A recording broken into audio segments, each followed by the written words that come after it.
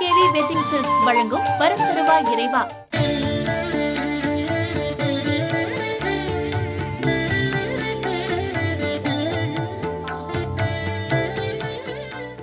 ஜீ தமிழ் தொலைக்காட்சி நேயர்கள் அனைவருக்கும் பி சுவாமிநாதனின் இனிய காலை வணக்கம். தெய்வத்தின் குரல் நேற்றைய நிகழ்ச்சியில மகா சுவாமிகள் தன்னை தரிசிக்க வந்த ஒரு வெளிநாட்டு அன்பர்கிட்ட எள்ளு புண்ணாக்கும் தையல் இலையும் வாங்கிட்டு வர சொல்லி மடத்து அன்பர் ஒருத்தரையும் துணைக்கு அனுப்பிச்சார் அப்படின்னு பார்த்தோம்.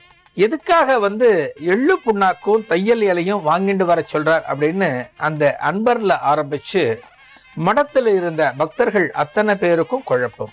மகா சுவாமிகள் ஏதோ ஒரு பொருளை கேட்பார் அந்த அன்பர்கிட்ட அப்படின்னு நினைச்சிட்டு இருந்த எல்லா பக்தர்களுக்கும் ஒரு பெரிய குழப்பம். எதுக்காக எள்ளு புண்ணாக்கு, எதுக்காக தையல் இலை அப்படின்னு சொல்லிட்டு அதற்குள்ள அந்த அன்பர் வெளியில போயிட்டு அந்த வெளிநாட்டு அன்பர் போயிட்டு வாங்கிட்டு வந்துட்டார். அந்த எள்ளு புண்ணாக்கும் தையல் இலையும் வாங்கிட்டு வந்துட்டார். வாங்கிட்டு மகா சுவாமிகளுக்கு முன்னால ஒரு மூங்கில் தட்டுல வச்சார். என்ன காரணம், எதுக்காக இதை வாங்கிட்டு வர சொன்னேன் அப்படிங்கிறத மகா சுவாமிகள் அடுத்து தெளிவுபடுத்துறார் எல்லாருக்கும். இது ஒருக்கான இந்த பக்தன் இவனுக்கு எனக்கு இதான கொடுக்கணும்னு ஆசை, கொடுத்தே ஆகணும் அப்படிங்கிற ஒரு பிடிவாதத்துல வந்திருக்கான். இவங்கிட்ட வாங்கக்கூடாதுதான், கடல் கடந்து போயிருக்கான், இவங்கிட்ட வாங்கக்கூடாது. ஆனாலும் ஒரு பக்தனோட மனசுல இருக்கிற அந்த உணர்வுகளை நாம நன்னா மதிக்கணும். ஒரு நல்ல உள்ளத்தோட எனக்கு சமர்ப்பிக்கணும் அப்படின்னு இவன் ஆசைப்படுறான். இவனோட ஆசைக்கு எந்த விதமான ஒரு குந்தகத்தையும் நான் விளைவிக்க கூடாது. சோ இவங்கிட்ட இருந்து நான் வாங்கிக்கணும்னா எந்த பொருளை நான் வாங்கிக்கலாம் அப்படின்னா எனக்கு இது ரெண்டு தான் தோணித்து. ஏன் எள்ளு புண்ணாக்கு வாங்கிட்டு வர சொன்னேன், ஏன் தையல்ல வாங்கிட்டு வர சொன்னேங்கிறதுக்கான காரணத்தை இப்ப நான் சொல்றேன். இவன் ஏதான ஒரு கரிகாயோ ஒரு அரிசி பருப்போ இவனை வாங்கி தர சொல்லி நான் சாப்பிட்டேன்னா அது தர்மத்தை மீறின காரியமாகும். இவன் கொடுக்கிற எந்த பொருளையும் நேரடியா நான் எடுத்துக்க கூடாது. நேரடியா எடுத்துட்டா அது தர்ம சாஸ்திரத்துக்கு விரோதமான செயல். இப்ப இவன் கொடுக்கிற எள்ளு புண்ணாக்க மடத்துல இருக்கிற பசுமாட்டுக்கு நான் கொடுப்பேன். அந்த பசுமாடு அந்த எள்ளு புண்ணாக்க சாப்பிட்டு அது கொடுக்கிற பாலை நான் கொடுக்க முடியும். எள்ளு புண்ணாக்கு சாப்பிட்டு வரக்கூடிய அந்த பால் அப்படிங்கிறது அந்த பாலுக்கு தோஷம் கிடையாது. பசுமாடு தரக்கூடிய எந்த ஒரு பொருளுக்குமே தோஷம் கிடையாது. இவன் வாங்கி கொடுத்த அந்த எள்ளு புண்ணாக்க மடத்துல இருக்கிற பசுமாடு சாப்பிட்ட மாதிரியும் ஆயிடுத்து. அதாவது நான் சொல்லி வாங்கி கொடுத்திருக்கிறதுனால இவன் கொடுக்கிற பொருளை நானே சுவீகரிச்சுக்கிற மாதிரி ஒரு எண்ணம் அவனுக்கு வரும். அந்த எள்ளு புண்ணாக்க பசுமாடு சாப்பிடும், அது தரக்கூடிய பாலை நான் சாப்பிட்டுருவேன். இந்த தையல் இலைய என்னோட பயன்பாட்டுக்கு நான் பயன்படுத்தி கொள்வேன். அதனால இந்த ரெண்டு பொருட்களும் இவங்கிட்ட இருந்து என்னால வாங்கிக்க முடிஞ்சது. இந்த பக்தனோட மனசும் இப்ப சந்தோஷப்படணும்னு நினைக்கிறேன் அப்படின்னு மகா சுவாமிகள் சொன்ன உடனே அந்த வெளிநாட்டு அன்பர் தட்டால் மகா சுவாமிகள் முன்னால விழுந்து கேவ ஆரம்பிச்சுட்டார். தன்கிட்ட இருந்து ஏதான வாங்கிக்கணும் அப்படிங்கிற எண்ணத்தோட தான் புறப்பட்டு வந்தது இந்த மகானுக்கு எப்படி தெரியும்? இந்த மகானோட ஞான திருஷ்டிய மீறின விஷயங்கள் எதுவுமே இருக்க முடியாதா அப்படிங்கிற ஒரு ஆச்சரியம் அந்த பக்தருக்கு வந்துடுத்து. தான் மனசுல நினைச்சிருந்ததை அப்படியே மகா சுவாமிகள் இந்த இடத்துல புட்டு புட்டு சொல்லிட்டார். தனக்கு இதெல்லாம் கொடுக்கணுங்கிற ஆசையோட வந்திருக்கான் அப்படிங்கிறத, தன்னோட மனசுல இருக்கிறத என்ன எண்ணங்களை மகான் தெரிஞ்சின்ற பிறகு அந்த பக்தருக்கு தாங்க முடியல. அதன் பிறகு அந்த பக்தர் மகா சுவாமிகள்கிட்ட பிரசாதம் வாங்கிட்டு அங்கிருந்து போனார்.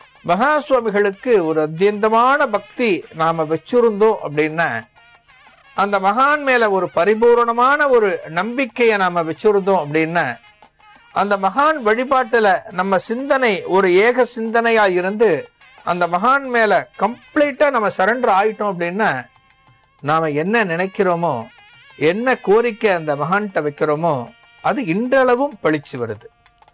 மகான் இருக்கும்போது மட்டும் அப்படின்னு கிடையாது, அந்த மகான் சித்தியான பிறகும் அந்த மகானோட திருச்சந்நிதியிலையும் பலவிதமான அற்புதங்கள் இன்றைக்கும் நிகழ்ந்துட்டு தான் வருது. 1-2 அனுபவங்களை நான் சொல்லியிருக்கேன். அதே போன்ற ஒரு அனுபவத்தை இப்போது நான் சொல்ல இருக்கேன்.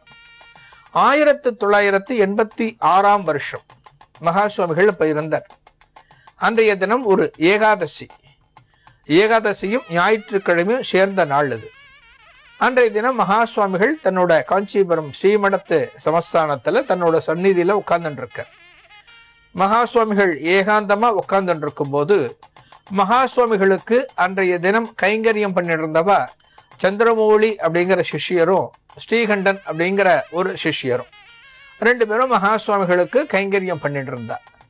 மடத்துல அவ்வளவா பக்தர்கள் அன்றைய தினம் கிடையாது. அதனால அன்றைய தினம் ஒரு ஓரத்துல மடத்துல மகா சுவாமிகள் சன்னிதானத்துல ஒரு ஓரமா சுவரோரமா சாஞ்சுண்டு ஒரு அன்பர், ஒரு ஒரு நடுத்தர வயது அன்பர் ஒருத்தர் தன்னோட மடியில ஒரு குழந்தைய போட்டுண்டு அழுதுண்டே இருந்தார். அந்த குரல் மகா சுவாமிகளுக்கு கேட்க ஆரம்பிச்சது. எந்த விதமான பக்தர்களும் அந்த இடத்துல இல்லை அப்படிங்கிறதுனால, அங்க ஒரு மிகப்பெரிய அமைதியா இருந்ததுனால அந்த அன்பர் அழுதுண்டிருந்த சத்தம் மகா சுவாமிகளுக்கு கேட்டது. தன்னோட சிஷ்யரை கூப்பிட்டு, அதாவது ஸ்ரீகண்டனை கூப்பிட்டு மகா சுவாமிகள் சொல்றார், அவர் ஏன் அங்க அழுதுன்னு இருக்கார், அவர் அழுகை குரல் வந்துட்டே இருக்கே, ஏன் அழறாருன்னு போய் கேட்டுண்டு வா அப்படின்னு ஸ்ரீகண்டனை மகா சுவாமிகள் அனுப்புறார். அந்த ஸ்ரீகண்டன் அங்கிருந்து அந்த அன்பர்கிட்ட போயிட்டு, எதுக்காக நீங்க அழுதுன்றிருக்கேள், உங்க மடியில ஒரு குழந்தைய போட்டுருக்கேளே, உங்க மடியில ஒரு குழந்தைய போட்டு இப்படி அழுதுன்றிருக்கேளே, ஏன் அழறேள்னு மகா சுவாமிகள் உங்ககிட்ட கேட்க சொன்னார் அப்படின்னு ஸ்ரீகண்டன் அவர்கிட்ட சொல்றார். அந்த பக்தர் அதன் பிறகு சொல்றார், இதோ என் மடியில குழந்தை இருக்கே, இதுக்கு 5 வயசு ஆறுது, 5 வயசு பெண் குழந்தை, இந்த குழந்தைய மனசுல நினைச்சுட்டுதான் நான் அழுதுன்னு இருக்கேன் அப்படின்னு ஸ்ரீகண்டன் சொன்னார். அந்த அன்பர் சொல்றார், ஏன் மடியில குழந்தைய போட்டு அழுதுன்னு இருக்கேன் அப்படிங்கிற காரணத்தை ஸ்ரீகண்டன் சொல்றார். என்னன்னா, இந்த என்னோட குழந்தைக்கு 5 வயசாருது, இதனோட இதயத்துல ஒரு துவாரம் இருக்கு, ஒரு ஓட்டை இருக்கு அப்படின்னு மருத்துவர்கள் சொல்லிட்டா, இந்த குழந்தை ரொம்ப கஷ்டப்பட்டுட்டே இருந்தது, ரொம்ப அழுதுண்டே இருந்தது. அதற்காக ஒரு சிகிச்சைக்கு ஒரு முறை போகும்போது மருத்துவர்கள் பரிசோதனை பண்ணி, இந்த குழந்தையோட ஹிருதயத்துல ஒரு ஓட்டை இருக்கு, இது ரொம்ப ஆபத்தான ஒண்ணு, இந்த குழந்தைக்கு ஆபரேஷன் பண்ணினாத்தான் அது சரியா போகும், இல்லாட்டினா குழந்தையோட உயிருக்கு ஆபத்து அப்படின்னு சொல்லிட்டா. நானும் எத்தனையோ டாக்டர்களை பார்த்துட்டேன், எத்தனையோ மருத்துவமனைகள் ஏறி ஏறி இறங்கிட்டேன், ஆனா எல்லா இடத்துலையும் இதே தான் சொன்னேன். சரி, வேற வழி இல்லையே, இந்த பெண் குழந்தைய காப்பாத்தி ஆகணும் அப்படிங்கிறதுக்காக ஒரு மருத்துவமனையில ஆபரேஷனுக்கான ஒரு தேதி கூட நான் நிச்சயம் பண்ணிட்டேன்.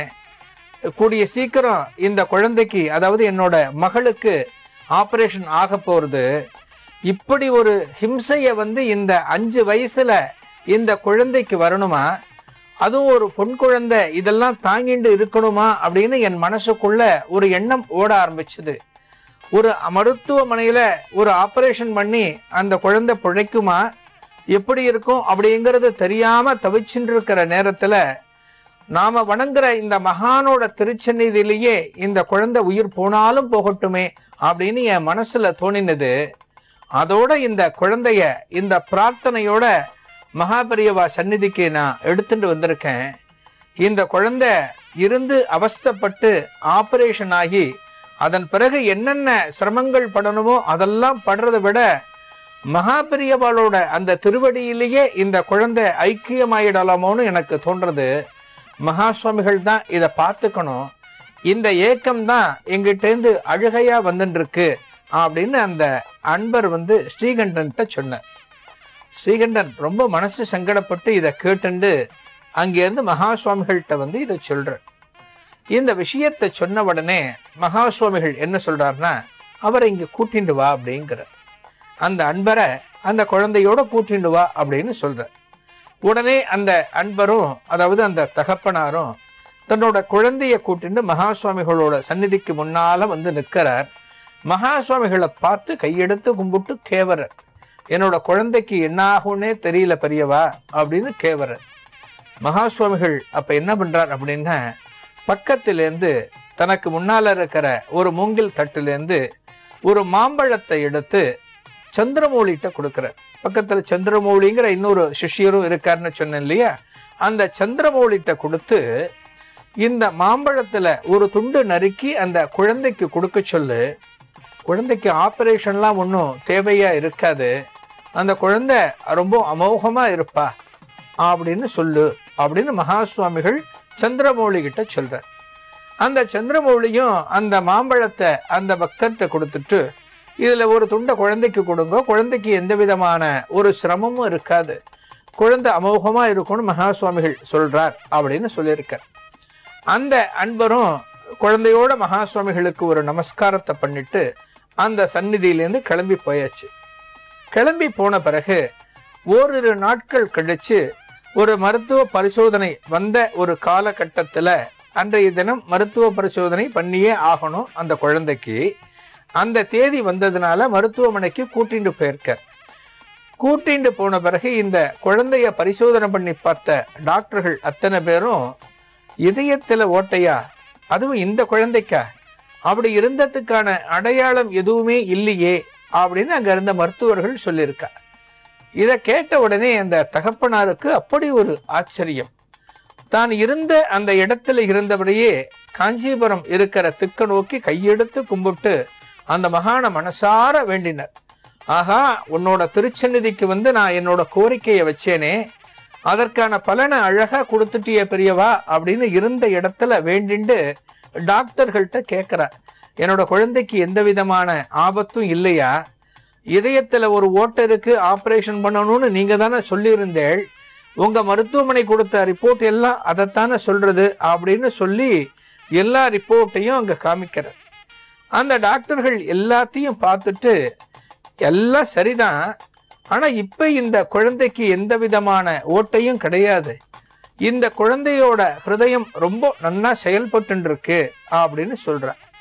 அதன் பிறகு இவர் திரும்பவும் சந்தேகத்தை கிளப்பவும் அந்த மருத்துவர்கள் கேட்டார், சரி இதுக்கு பிறகு நீங்க என்ன பண்ணினீங்க, எந்த டாக்டர்கிட்ட போனீங்க, வேற எங்கேயான போனீங்களா அப்படின்னு கேட்கும்போது, உலகத்துக்கே மருத்துவரா இருக்கக்கூடிய அந்த மகாபெரியவாளோட சந்நிதிக்குத்தான் நான் போனேன், அந்த பெருமான் கிட்டத்தான் என்னோட வேண்டுகோளை வச்ச, என்னோட கோரிக்கையை கண்ணீரால நான் சமர்ப்பிச்சு நான் வேண்டினேன் அந்த மகா பெரியவா கிட்ட, என்னோட குழந்தை நல்லபடியா வரணும், இல்லாட்டி நீயே எடுத்துக்கோ அப்படின்னு நான் வேண்டினேன்.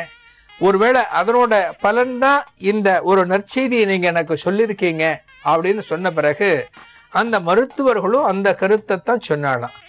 அந்த மகா பெரியவாளோட சந்நிதிக்கு போயிட்டு வந்தீங்கன்னா அந்த மகானோட கருணையாத்தான் இருக்கும், நீங்க தாராளமா போயிட்டு வாங்க, உங்க பொண்ணுக்கு எந்த விதமான சிக்கலும் கிடையாது, இந்த பொண்ணு ரொம்ப பரிபூர்ணமா இருக்கு அப்படின்னு சொல்லி அந்த மருத்துவர்களும் இந்த குழந்தைய அனுப்பிச்சிட்டார். நேர வீட்டுக்கு வந்துடுற. வீட்டுக்கு வந்த பிறகு அதன் அடுத்தடுத்து வந்த நாட்கள்ல ரொம்ப இயல்பாவே அந்த குடும்பம் போயின்னு இருக்கு. எல்லாம் முடிஞ்சு போச்சு. 2006 வருஷம் 1986 இந்த நிகழ்ச்சி நடந்தது. 2006 வருஷம் வந்துடுத்து. அந்த தினத்துல என்ன நடந்தது அப்படிங்கிறத நாளைய தெய்வத்தின் குரல் நிகழ்ச்சியில பார்க்கலாம். நன்றி, வணக்கம்.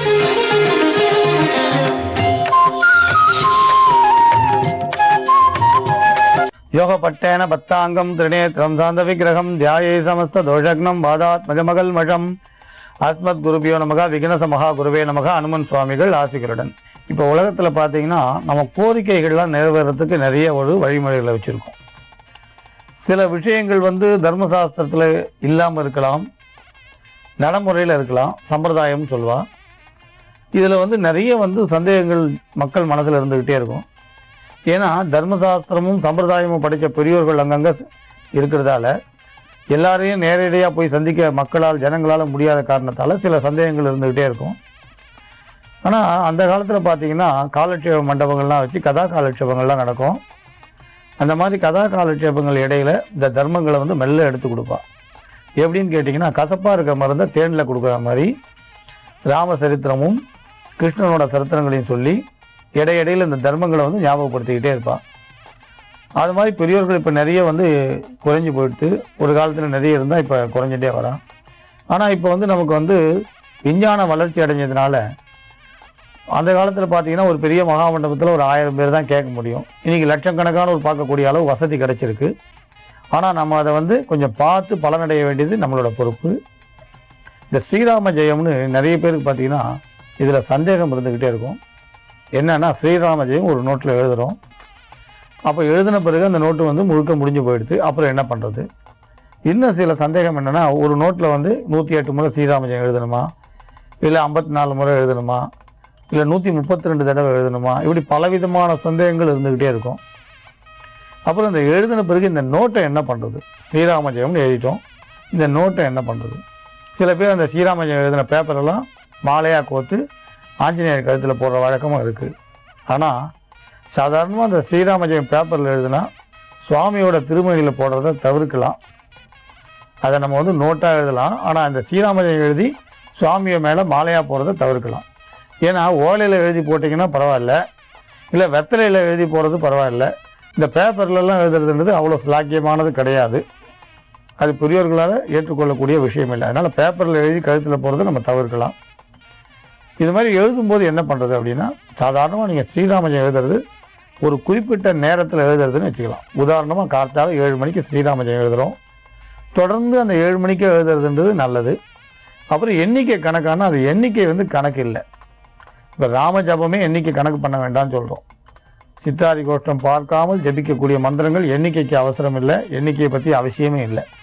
அவசரம் இல்லாமல் நீங்கள் நிதானமாக எழுதலாம். எண்ணிக்கையை பற்றி அவசியத்தை பற்றி நீங்கள் சிந்திக்க வேண்டாம். அதனால் ஒரு நோட்டில் ஒரு பக்கம் எழுதுனா போதும்.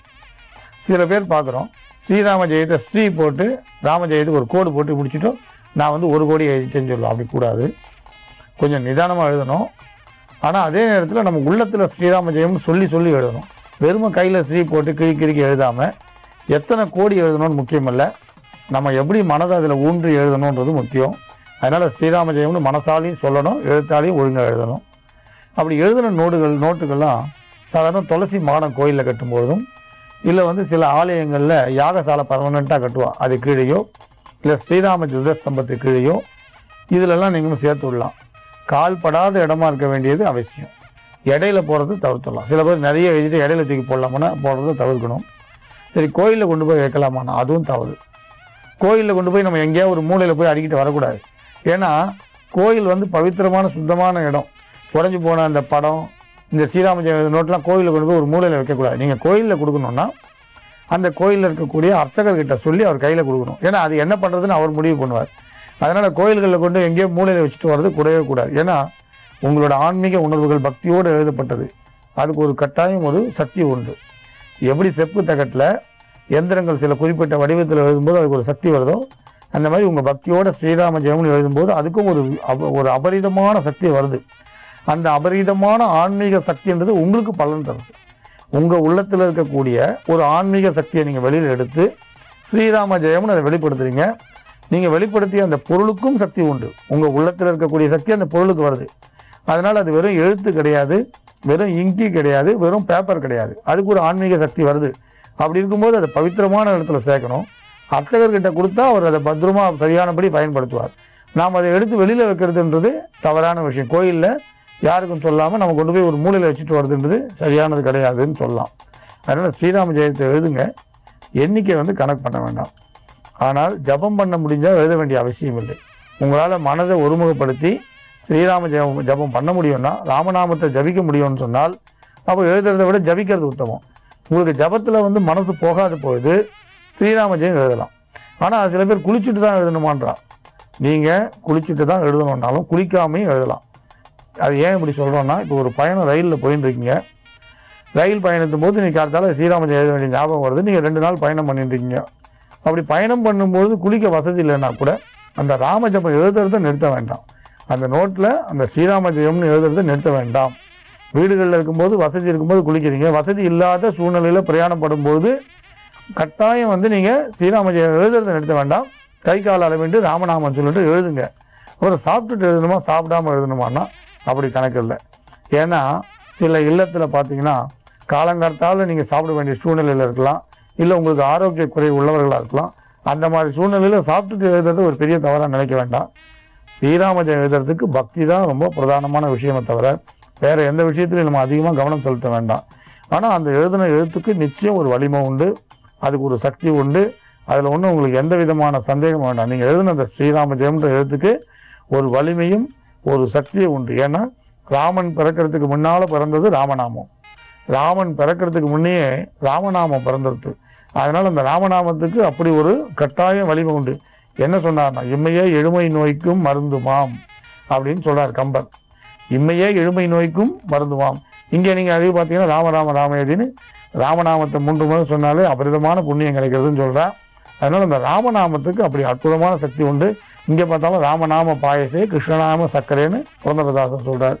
அதனால ராமநாமன்றது பாயசம் போன்றது அதில் ஒன்றும் சந்தேகமே இல்லை. அதனோட அற்புதமான பலனை, அந்த ஆன்மீகமான அனுபவத்தை நம்மால் அடைய முடியும். ராமன் அருளால கிடைக்க முடியாத பொருள் எதுவும் இல்லை. ஏன்னா ராமநாமம் சொல்லி ராமனோட அருளால கிடைக்க முடியாத பொருள் இல்லை. அங்கே பார்த்தீங்கன்னா உங்களுக்கு ராமனோட ஒரு செயலுக்கும் ஒரு பலன் இருந்தது. ராமன் வில்லிலேருந்து புறப்பட்ட அம்பு சுக்ரீவனுக்கு ராஜ்யத்தை வாங்கி கொடுத்தது. ராமன் திருவடியை சரணடைஞ்ச விபீஷணனுக்கு ராஜ்யம் கிடைச்சது. ராமன் காலில் தட்டுப்பட்ட அந்த கல் அகலிகை மறுபடியும் சாப விமோச்சனம் அடைஞ்சு பெண்ணா உருமாறினான். சதா ராமநாமத்தை சொல்லியிருந்த ஆஞ்சநேய சுவாமி கலியுக வரதா இப்பயும் கலியுகத்தில் 7 சஞ்சீவிகளில் அவரும் ஒருத்தரா இன்னைக்கும் நம்மோட வாழ்ந்துட்டு இருக்காருன்னு பெரியவா சொல்லுவார். அதனால ராமநாமத்தோட சக்தி எல்லை இல்லாதது. அது எல்லா பலன்களையும் தரும். அதனால ஸ்ரீராம ஜெயம் எழுதுங்க. அதை பவித்திரமான இடத்துல சேர்க்கிற வழியை பாருங்க. அப்புறம் நோட்டோட ஒரு பக்கம் எழுதி மறுபக்கம் பின்னால் எழுதலாம்னா தாராளமாக எழுதலாம். அதனால ஒன்றும் தவறு கிடையாது. நாளைக்கு இன்னும் ஒரு விஷயத்தை பற்றி நம்ம கட்டாயம் பேசலாம். ஜோதிட சிம்மம், திருவள்ளிக்கேணி, சுவாமி கண்ணன் பட்டாச்சாரியா, மங்களாணி பவந்து.